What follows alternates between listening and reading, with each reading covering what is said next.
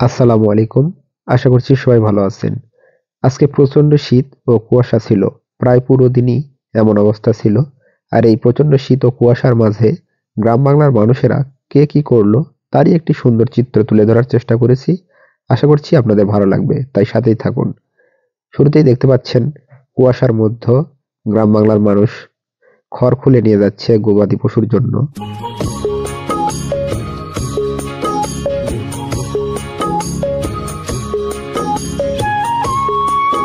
গরুর বাছুর খড় খাচ্ছে, গায়ে দেয়া হয়েছে পাটের বস্তা, শীত থেকে বাঁচানোর জন্য।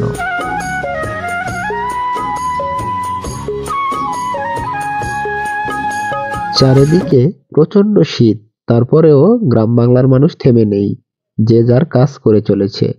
এদিকে ছোট বাচ্চারা গা গরম করার জন্য ব্যাডমিন্টন খেলছে।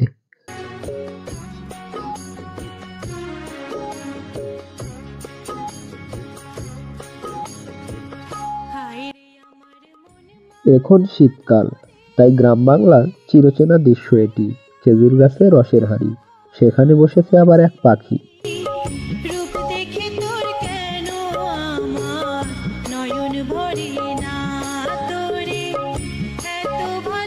এই প্রচন্ড শীত ও কুয়াশাকে উপেক্ষা না করে ছোট ছোট বাচ্চারা নেমে পড়েছে ফুটবল খেলায়। আসলে ছোট বাচ্চাদের গা মনে হয় একটু গরমই থাকে, তাই তারা কোনো কিছুকেই বাধা মনে করে না। এদিকে দেখছি শীতকে উপেক্ষা না করে এই বাতাসেই ধরছেন ধানের চিটা।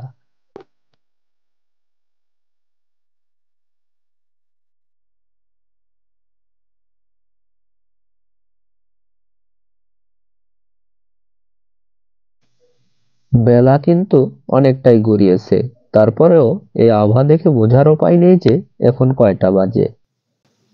এই বৈরী আবহাওয়া কৃষক ভাইদের দমিয়ে রাখতে পারেনি, তাই তো তারা মনের আনন্দে গান গাচ্ছে আর যাচ্ছে ধান কাটতে।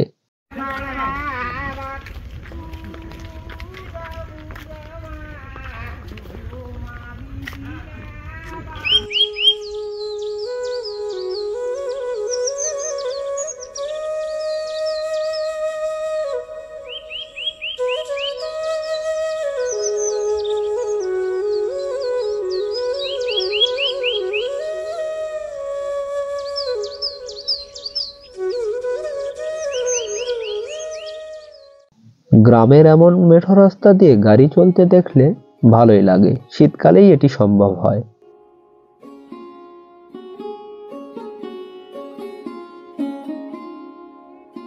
এমন কনকনে শীতে গবাদি পশুদের জন্য একটু বিপদই, কেননা তাদের অনেক ঠান্ডা পোহাতে হয়।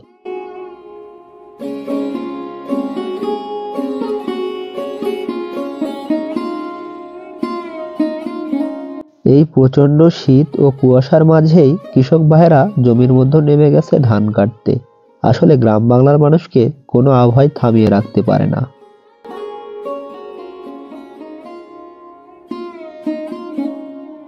আসলে জীবনের শেষাংশে মানুষ সঙ্গীহীন হয়ে পড়ে, তাই মানুষকে দেখলেই বোঝা যায় একা একা বসে আছেন।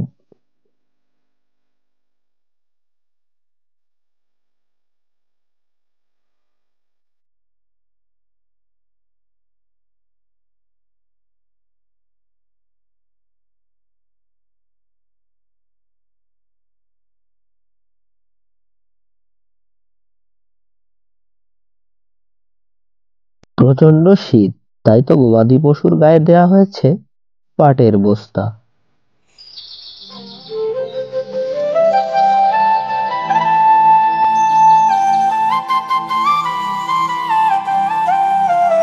ধানের অবশিষ্ট অংশ অর্থাৎ চিটা, এই চিটাতে অনেকগুলো হাঁস লেগেছে, সেখান থেকে যদি কিছু ধান বের হয় সেটা খাওয়ার জন্য।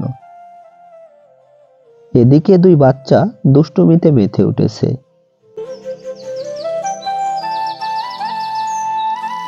আমাদের প্রাথমিক বিদ্যালয় মাঠে এখন চলছে আমন ধান নেয়া ও ধান শুকানোর কাজ।